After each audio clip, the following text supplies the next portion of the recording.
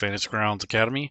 Today I'm going to go over a topic that I think comes up once in a while once you've used Fantasy Grounds for some time and you want to make some custom changes, or perhaps you want to build content or maybe just make adjustments as you play. So I'm going to kind of cover some of that and kind of give you an idea of what this entails. I think there's a couple things happening. People that are new to Fantasy Grounds may not understand the type of scaling or the requirements or the practice and that sort of thing. And then vice versa, people have been using the platform for a long time, may not remember all these things. And it also may be the first time you've done it, even though you've played or used Fantasy Grounds for a long time. Generally speaking, we don't have to do a lot of editing normally because the modules that we get are often complete or have just enough to keep things going. However, there are times when you want to add custom content, make changes, that sort of thing. So we'll talk about that in this particular video. And I want to let you know that this doesn't encompass every little single thing. These are just some of the more common things. And obviously this will cover most rule sets. However, I'll be using the 5e rule set. That's what I'm most familiar with. That's what I have the most content for. But a lot of these things apply to any rule set. So first things first is if you're going to create a project that's larger than a few edits, or you're not just going to change a few names around or something like that, I recommend that you make a custom content like work folder. So in other words, if you have a game that you're running, make another instance of it or a copy of that folder, rename the folder on the back end of Fantasy Grounds, and then work with that as your kind of like your sandbox to work out extensions, to create content, to build stuff. And then use the main campaign or your day-to-day or weekly campaign as your play space. This will save you a lot of headache down the road. What ends up happening is once you start running a game, you start building content as you go. As you get through that, you might find yourself wanting to use that content elsewhere. You're sort of painted into a corner, essentially. Once you go to a certain point, it makes it kind of difficult to go back retroactively and try to figure out what you've changed and the type of edits that you've made, and then what you want to export. So that's one of the reasons I'm doing this, because you can get yourself kind of into that situation after a while. The other thing is, you might just need a few minor edits during gameplay. Not fun, not necessarily proficient or efficient, but you can do it. It can be done. But generally speaking, you want to try to do this, large changes or things that'll take time before or after your sessions. And then also kind of learn the best practices and some of the caveats or the gotchas that come along with creating content. Generally, you have three different types of content creation, editing, or such. So you have your basic stuff where you're just changing a name or adding a spell or something like that. That's really minor. That's usually kind of focused more on the actual game and the session you're running. It generally doesn't take a lot of work.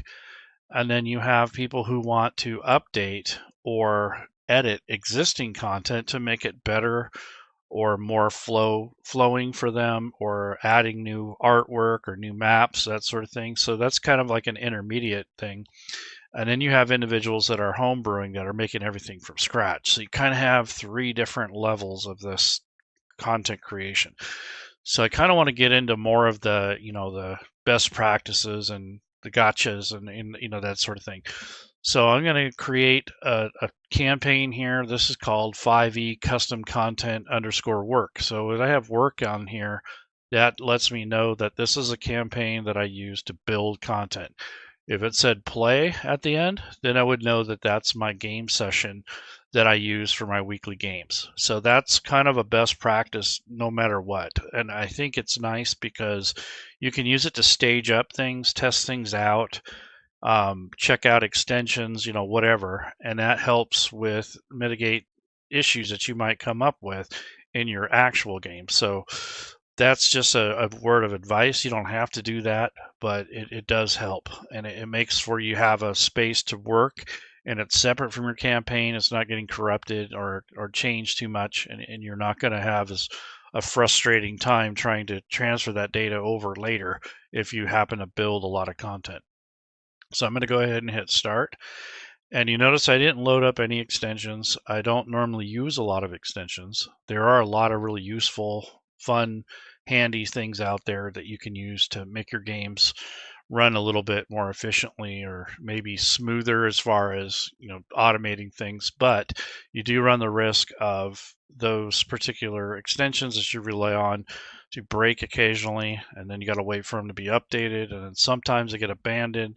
There's all kinds of little things that happen with extensions, but they can create issues if you're not familiar with the platform or the rule set or how to use the extension, that sort of thing. So I recommend maybe saving extensions, maybe after a month or two of getting used to the vanilla version of Fantasy Grounds. So right now, this is a fresh, brand new campaign. So what I'm going to do is just pretend that this is my play campaign, even though I named it as work. So generally speaking, this is your load screen. So it says show on load here. If you don't want this pop-up to come up every time you load Fantasy Grounds, you can click this little button here, and that will get rid of that. So the next time you log in, it's not going to pop up. So I'm going to go ahead and hit next. Now this is where you load content. So depending on what you're doing and what your needs are, you're going to have to decide which stuff or which modules of books that you're going to be loading up. So in this case, what I'm going to do is just load up maybe like the SRD. So the SRD, or the basic rules, generally scaled down, not a bunch of content, pictures and stuff. So you're just going to have mostly text. So I'm just going to use that for structure. Now, if I'm building stuff from scratch and I'm going to sell products commercially, then I would probably use the SRD or the basic rules, kind of base my work on, so I can basically have templates, get an idea of what the formatting should look like, have the basics of the rule set. Or if you're going to run a game, you're going to probably end up loading a bunch of character creation content, that sort of thing. So let's just say I'm going to run an adventure for my group in Fantasy Grounds. So I'm going to use the 20. I think I'm going to use I'll use the 2024 core rules, the new stuff. That's just the Fantasy Grounds versions of the Monster Manual, the Dungeon Master's Guide, and the Player's Handbook. Those are your core books. So I'm going to go ahead and load those. And it just usually takes a few seconds to load. So that was like about 5 seconds. And then you see you have all these different books here loaded. And that's your core books. Generally, with just those alone, you can build content to your heart's delight. That's your basis for everything. And if you're going to build from scratch, you'd probably start here or using the SRD or the free rules, however you want to do it. But this gives you a starting foundation.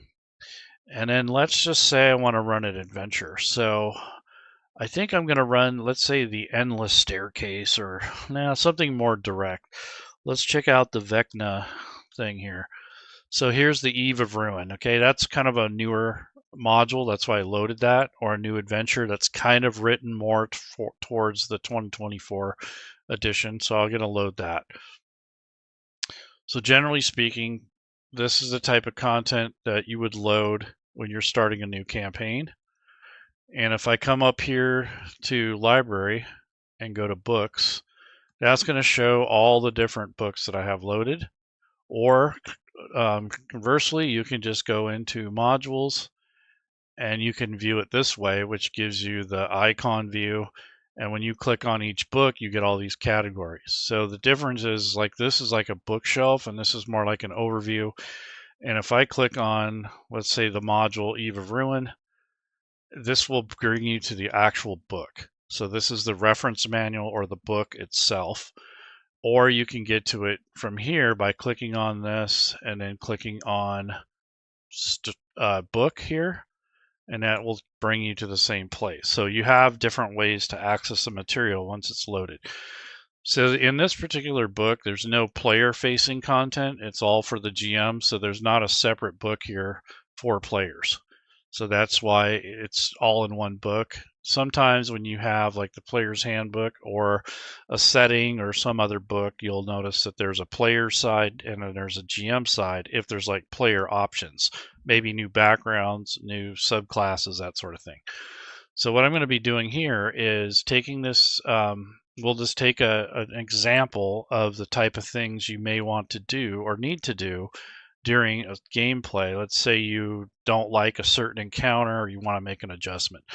So what I recommend is that first of all, you get your session set up, and then you go through the content, at least the first chapter or wherever you're going to start. So if I go into the story entries, these are all separate, but if I actually go into the book itself, this is like a collected version and like the actual book itself, like cracking open a hardback or a PDF. And then when you come in here, let's go to chapter 1.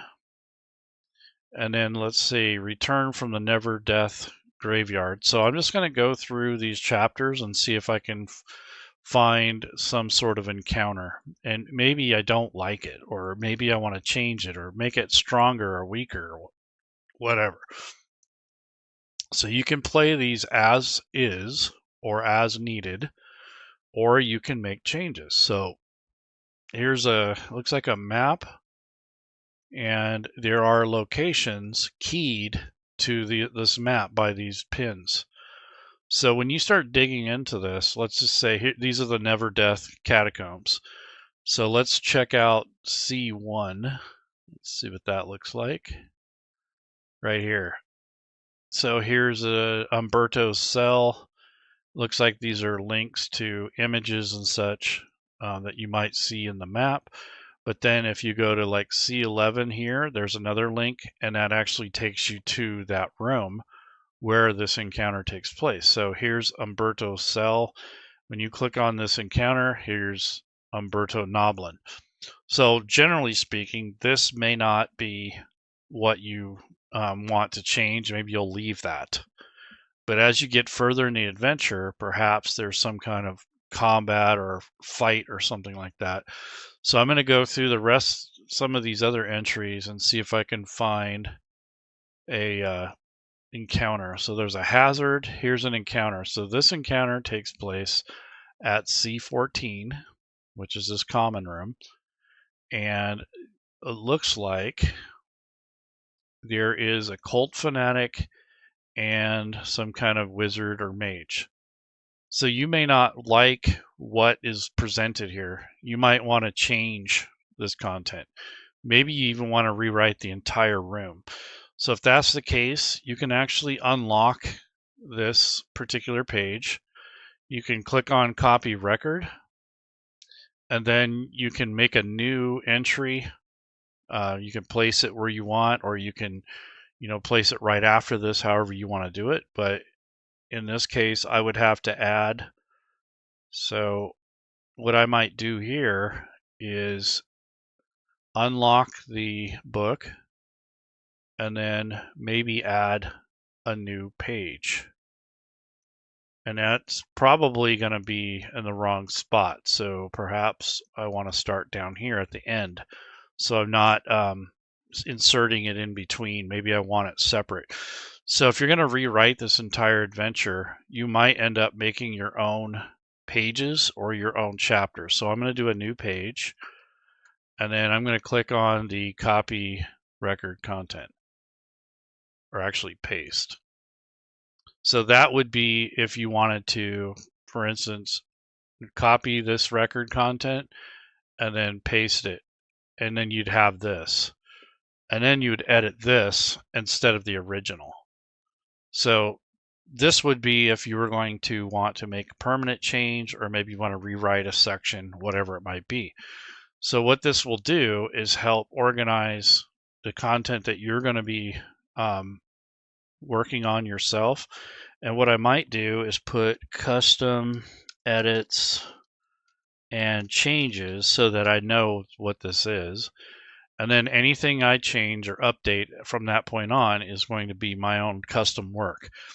So that's one thing to consider. You don't have to do it at this level, but if you want to rewrite the whole chapter or the whole part of that book, each page one by one, edit them and reorganize them as you see fit. The other thing is, if you have new maps or new encounters, you'll have to build those separately.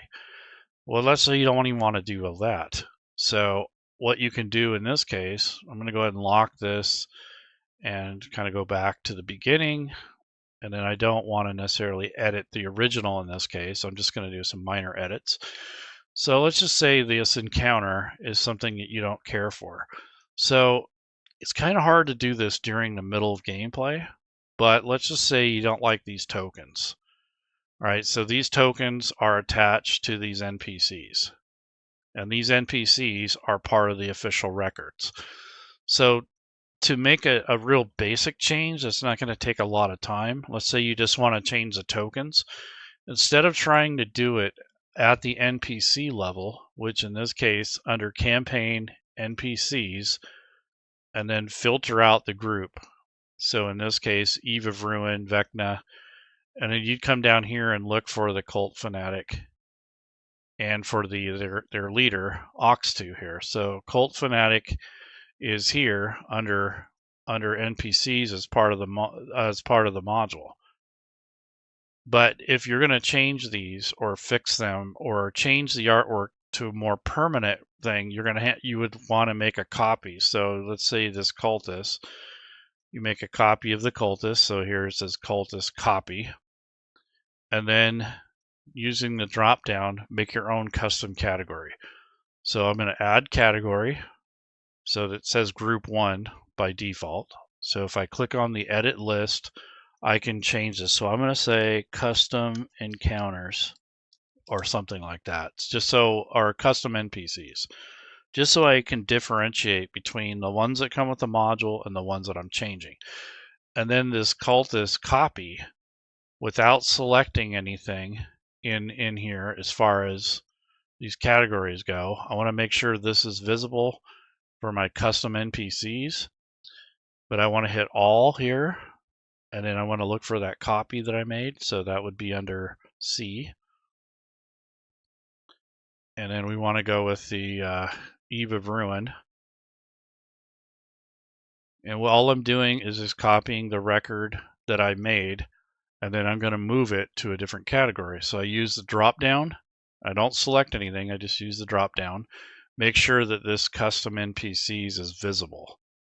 And then the copy that I made here under the cultist, here's the copy. I'm going to left click and hold down this link and drag it to custom NPCs. So now this is a copied record.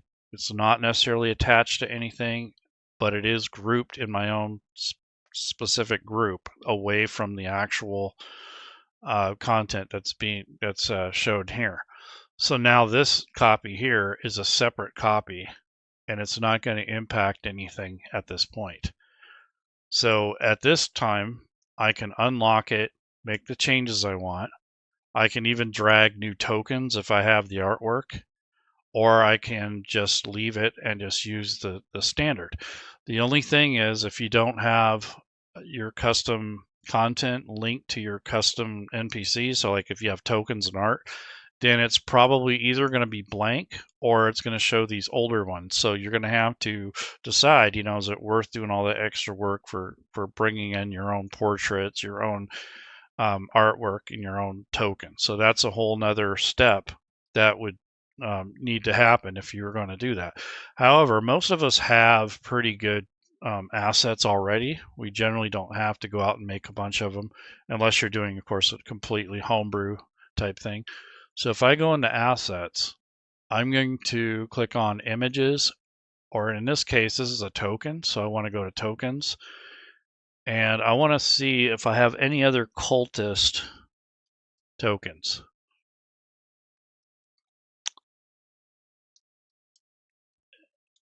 So there's going to probably show a bunch of them depending on what content I have loaded and what stuff I've subscribed to on the Forge.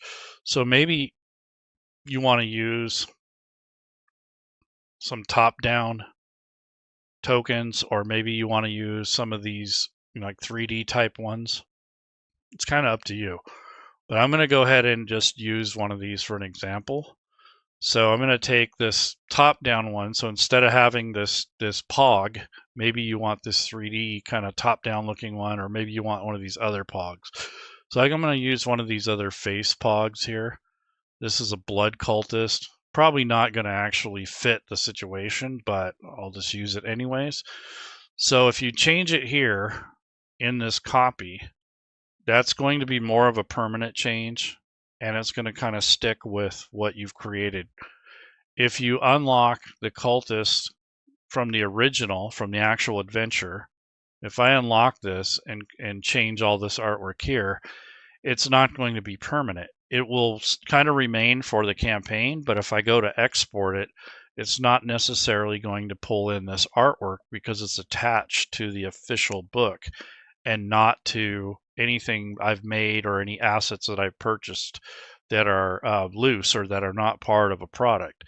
So that's one thing to consider when you're doing artwork or custom maps or something, is you kind of have to start from the base and work your way up. So if you just use like a copy from the book that you're working in, as far as like an adventure that's published, you're going to have to make copies and provide your own artwork for those. So generally speaking, artwork is probably the most protected asset. The text, not so much anymore, but any artwork is probably more difficult to copy or to expect to have attached to something that you've built when it is part of an official source. In this case, though, this token, I bought it off the Forge. It probably, unless if it's vaulted, it might prevent me from making this a permanent asset. But if I bring in my own images and my own artwork, then it will associate with that. And it makes it so that it's actually part of the content you're building when you go to export. The other thing is, let's just say on a more basic level, let's not even worry about that. Let's just say you want to change just a token. You don't even care about, all that other stuff. So if you click on the encounter and you unlock it, you can change these tokens. So I'm going to take this bearded cultist, left click and drag and replace this token here on the left, not all these individual ones. And then I'm going to unplace these because they're going to be different records. So I'll take this other one and put that for the basic cultist. So now that just changes the token art for this particular encounter for this particular session. It's not permanent, but it's a quicker way. Instead of going into the NPC and editing that record, you're just going to edit the encounter and just use that as is. Now, if you already have the encounter on the combat tracker, you will need to go back and re-add those. So the original encounter, if I already had it on the combat tracker, I would need to delete the encounter from the combat tracker, update the tokens, and then re-add it. If anything is on the combat tracker, it's kind of a static record. It doesn't change dynamically. So in other words, if I change it here and it's already on the combat tracker, it's not going to update the combat tracker unless I manually re-add it and take the old one away. So a lot of records are like that in Fantasy Grounds. You have your base records, and then you have kind of like temporary records, which is the smaller edits, little changes that you may need to make or adjustments during gameplay. Those generally are not permanent. They don't break the mods or anything like that.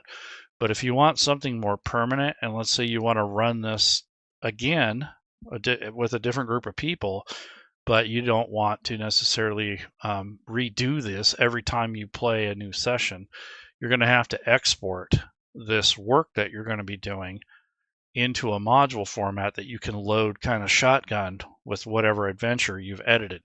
So it kind of depends on what your needs are and what you're actually trying to do.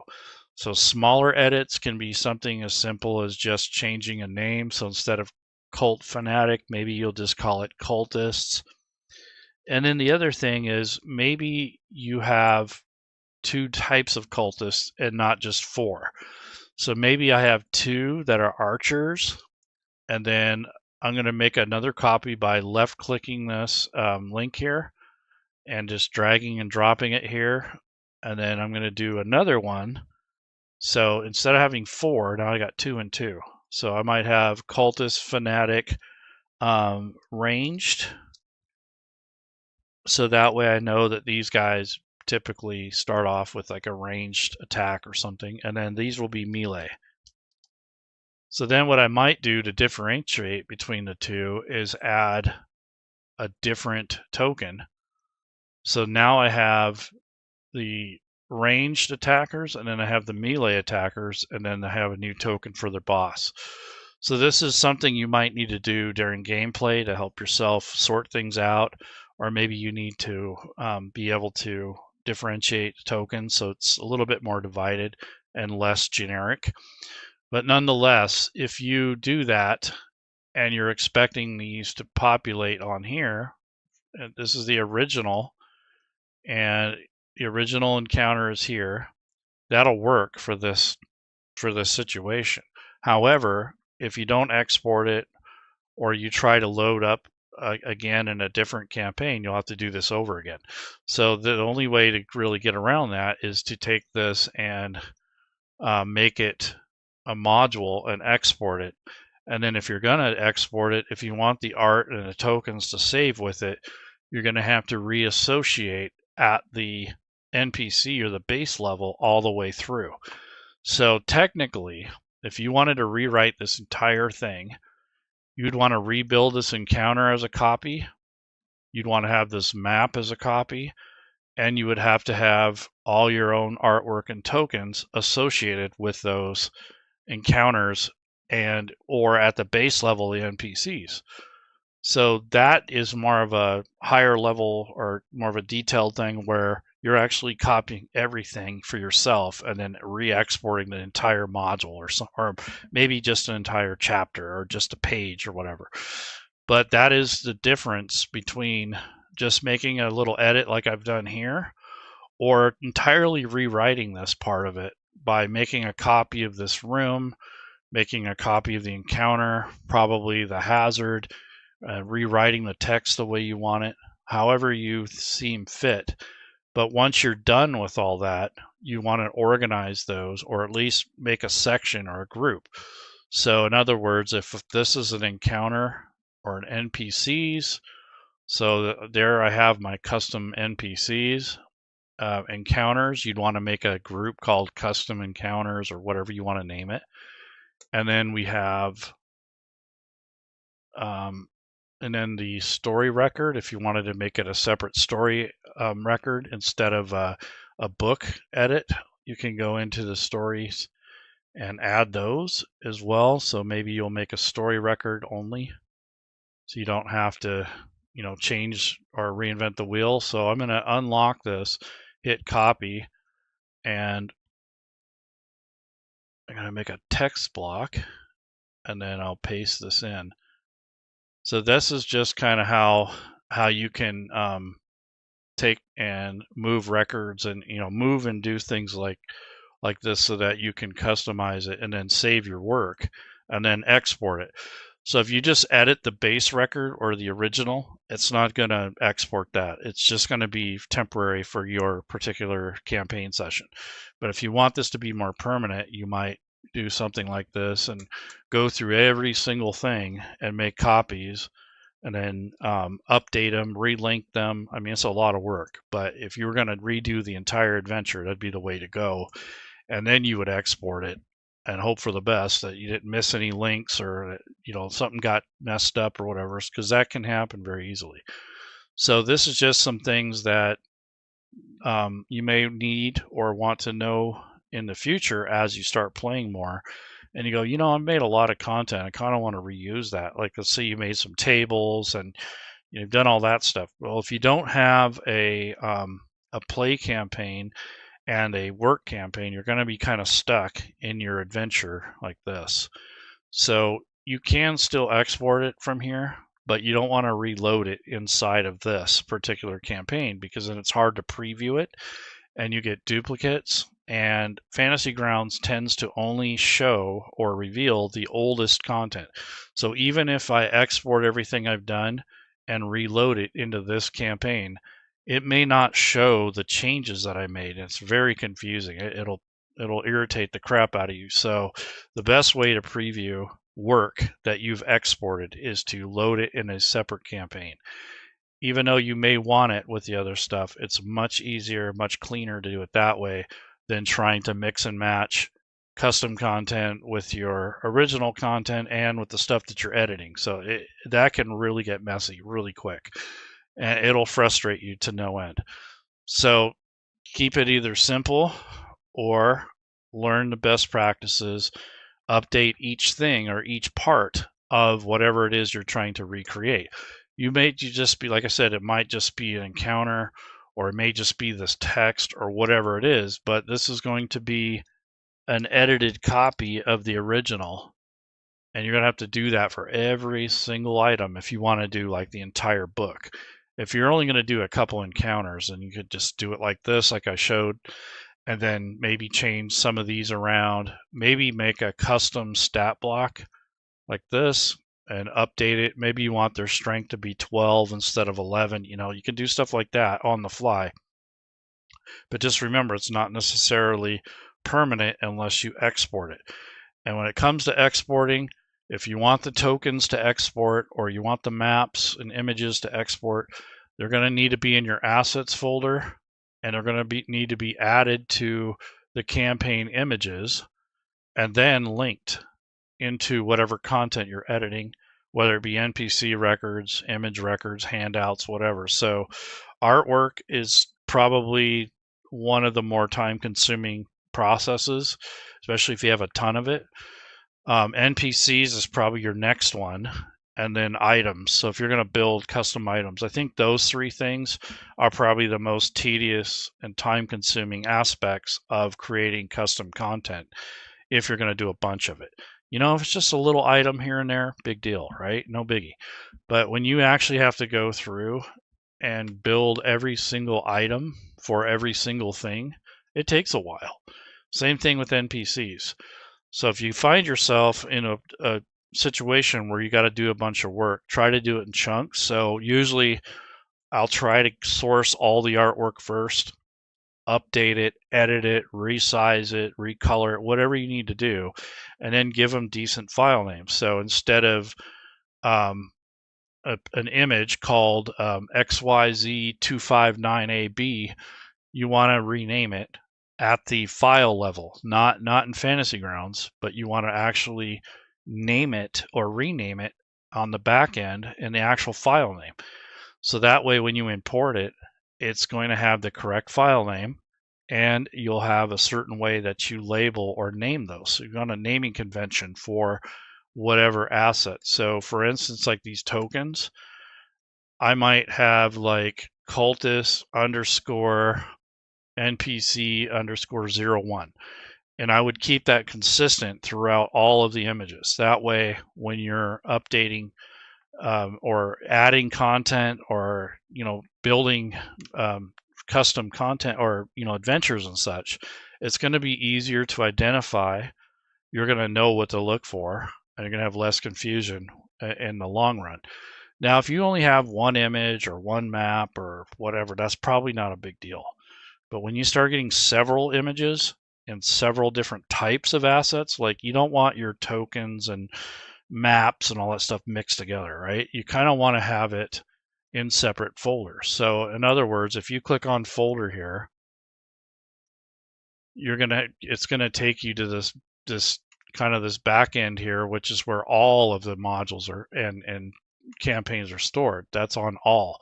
But if you actually click on images and click folder, it's going to take you to the subfolder of where this is. And where I'm talking about is where the images are stored for this campaign. So I would make a folder called tokens, one for portraits, one for maps and images, however you want to do it. But they'll all be under images, but that will be for like handouts and just pictures and such.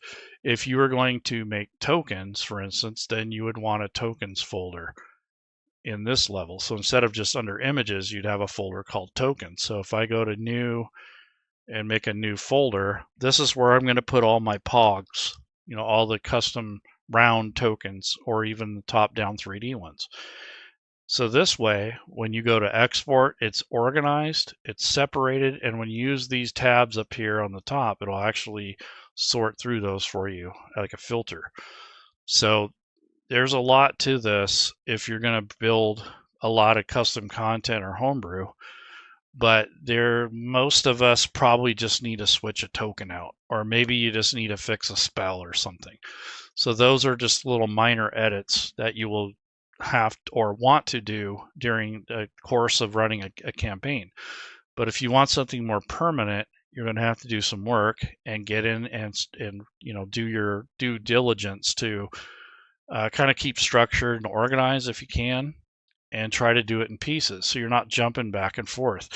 What I found is when I was making my own custom items, I would come to a room like this, I would do the room, I'd make the encounter, then I'd go and try to find the artwork for the encounter, like the tokens, and then I'd be building the NPCs, and then I'd link it again, and then I'd start that process all over again with the next room.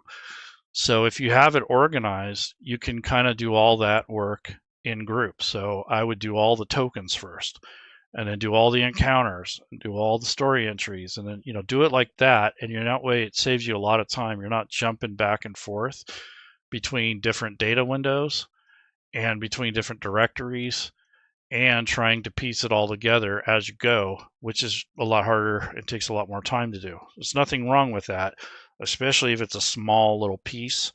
But when you get into a larger project, or if you're doing a big homebrew thing, or maybe you're doing a conversion, you really do need to have some sort of methodology to what you're doing, or it's going to get very confusing and frustrating.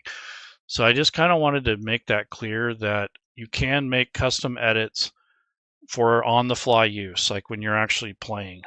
But if you want this stuff to be more permanent, then you're going to have to dig in and do a little bit more work, like providing your own art, linking the images to either NPCs or your maps and such, and then relinking everything together at the end, because that's really where the work is building all those assets and then linking them at the end and then exporting it. So if you wanted to export, let's say, just the work that we did here, if I hit export, which is right / export, or you can go to, I believe, modules, and you can go to export from here. This will give you the record types that you want to export. So in this case, we did encounters. We might do NPCs. Let's see, maybe stories, vehicles, whatever, and then the assets that we want to export. Assets in exported data automatically included. So sometimes, though, you want to add the assets here depending on what the source is, or where they come from, or if you've added them yourself. So you might take and put something in here that's going to, here we can also do locations if we want, spells, tables, whatever you've added. And then if you're going to use the assets here, let's just say if we went back to our cultist, let's see if I can bring that back up. Cultist, let's just say you used some of these tokens that you were going to export. You could take that and drag and drop those into this assets area. But say it says only non-module assets can be exported. So what that's saying is you can't just take artwork from an actual module or content. You actually have to import it yourself, rename it, all that stuff, in order for you to export it with your work. And I think that's where some frustration might come in, because you're thinking, well, I already paid for this stuff. I should be able to export it. Well, it's part of a module, so it doesn't work that way. If you have a copy of it somewhere, or maybe you do a screenshot and take out the background, whatever you need to do to incorporate it, you can do that. But generally speaking, for content that's going to be exported, you want to provide your own images or your own art or copies of the originals. You cannot just link, like you can't just take any of these and link them. Now let's just say tokens. let's do the cultist tokens. Let's see if that works. So these are from the Forge. Okay, so these are things that are bundled up from the Fantasy Grounds Forge. So here's the tokens that I used in this particular example. So I want to do that, and it says only non-module assets can be exported. So that's the kind of the drawback. So when you have things that are already created or they're already bundled for you like this, it's harder to work with them because now I got to go and find the original files or make my own. And that's where some of the confusion is. So these are actually part of Fantasy Grounds.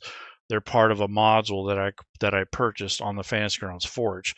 Most of the Forge items are vaulted, which means that the data is compressed and protected, so you can't edit those. On the back end, you can't put them into Photoshop and all that stuff. So if you want that, you want to go to a reputable artist, or maybe you use AI or whatever and make all your own. Add those to Fantasy Grounds yourself, and then link them within, and then you link them here under assets so that they get exported with your work. So that's something that this also applies to maps or anything else. So you can't just you can't use someone else's work that's vaulted or that's part of the Forge or an official product. Now, if it's not vaulted, if it's just the raw images, yeah, you could do that. But in most cases, lately, the last year or so, most of the stuff you get on the Forge or the Fantasy Grounds store or Steam, those are all vaulted or they're encrypted. So you can't really do much with them except for within Fantasy Grounds. If you want to make your own content completely from scratch, you're going to have to pull in your own assets. So there's that. So images are a bit of work and a bit annoying at times. Mixing and matching content from different sources can be a little bit confusing. So if I do the Vecna Eve of Ruin, but then I go and buy a map that's better than what's provided, so maybe I don't want this black and white map of the Never Death catacombs. Maybe I want to use my own, right? So if I go online and find a map that's comparable, that'll work. It looks colorful, that has more detail, that's more set up for virtual tabletop and not just a sketch. I'll have to import that. And then all of these encounters here, or all of these links, I'm going to have to relink all those together. So I'll have to either make copies, or if I just need it temporarily, I would just take these links and drag them to the new image. So there's a little bit of work there if you're going to go and switch everything out. So that's kind of an intermediate thing. Let's just say you want to replace the maps. You can either make your own links, or you can take these links and put them on the new map, and then from there run it from there instead of using the originals. So it really depends on what you're doing and how much work you want to put into it. So for me, honestly, I would probably change this map if I can find something equivalent, or if I have the time, I'll rebuild it in Fantasy Grounds using the map tools, or you can buy assets like tiles and build it that way. You can do it room by room, so the map is not so big. And I know that there is a map for this particular adventure. I believe, let me see if I can find something that's very close to that. Let's see, this is the Never Death Catacombs. So you can probably source something. Yeah, so here's one. I think I've used this one before. This is on Reddit. Let's see if I can bring this over so you can see what I'm doing here. So for instance, if I wanted to use this map instead of the map that comes with the adventure, then I'd have to import it and then take the line of sight and do all that stuff if you want to use line of sight, and then relink all of these things to it. So it's a bit of work to do that. And there's other maps and other sources for these. So, I mean, there's a bunch of them. And then you also have to keep in mind the size and then the quality of the image and all that stuff. So just kind of keep it, keep it either simple or spend the time and work it out. So it's really not an easy button in a lot of cases. So if I didn't want to spend all the time on there, maybe you could just come in and recolor some of these rooms with using the map tools, or overlay a tile set on here. So instead of reinventing the wheel, maybe just for each one of these squares, just make like a tile here and kind of go over the top of it and make sure that that it's on the correct layer, because when you edit images like this, you have different layers. So these layers are invisible to players, but we can see the locations for if for just the GM, but the players won't see these numbers. And here's the actual catacomb map. But if we were going to create, like a different version of it, we can either paint, place tiles or whatever just above this layer, and then rely on the line of sight that's already built on it. So it kind of depends on, how familiar you are with Fantasy Grounds and how much work and effort you feel like doing. But just kind of give you guys a heads up. I don't know if this will matter to you right away, but eventually you'll come to this point where you're going, crap, I want to, make this stuff, but it's a lot of work, and it really is. A lot of I see some ambition out there where it's like, oh, I want to make this whole world, and that's awesome, but it does take some effort, and it does take some work and practice. So it depends on what you're doing. If you're just running a game and you just need a few changes, no big deal. But if you're making a homebrew campaign with all these different custom items, it's going to take some work and effort. I mean, that's true of any versatile tabletop, not just Fantasy Grounds. So anyways, you guys enjoy the rest of your weekend. Happy Sunday, I guess. I'm glad that spring is coming, and if you guys are so inclined, you can support the Fantasy Grounds Academy by either donating or going to our Patreon. And then we also have an affiliate link. So if you buy stuff through the Fantasy Grounds store, if you use our affiliate link, it gives us like 5% back or something like that. Or you can just simply take the information and run with it. You don't have to do that. So hopefully this helps a little bit and gives you kind of a base understanding of kind of the structure of how this stuff works, how some stuff is kind of protected and other things you can add. You kind of mix and match, but the more you do that, the harder it becomes later if you want to export the content for your own project. So it's either kind of like an easy kind of just minor edits, or you kind of meshing existing content with your own, or you're making entirely from scratch content. So there's kind of like 3 different tiers there of understanding and practice and work. So just be forewarned, and just keep it in mind that Fantasy Grounds is very flexible, but it does take a little bit of work. And I did an article on this recently on the Fantasy Grounds forums. And the reason I did that is because I wanted to capture the work and the effort I did with this particular information. So in the forums, I just posted this recently, and that's kind of why I'm doing a video. So this is called, let's see, what did I call this? Editing or replacing or updating Fantasy Grounds content. So this is basically the things I was talking about, like for temporary things, for permanent custom content, how to test your creations, some resource links for the types of things that you might need if you're going to build your own stuff, editing, such. And this is just a community post that I put up here in case, someone gets to this point in their Fantasy Grounds career where they want to start doing their own thing. And I think it's a rewarding thing, but once you understand the complexity and the scale of it, you may be kind of like, well, not quite as ambitious as I was before.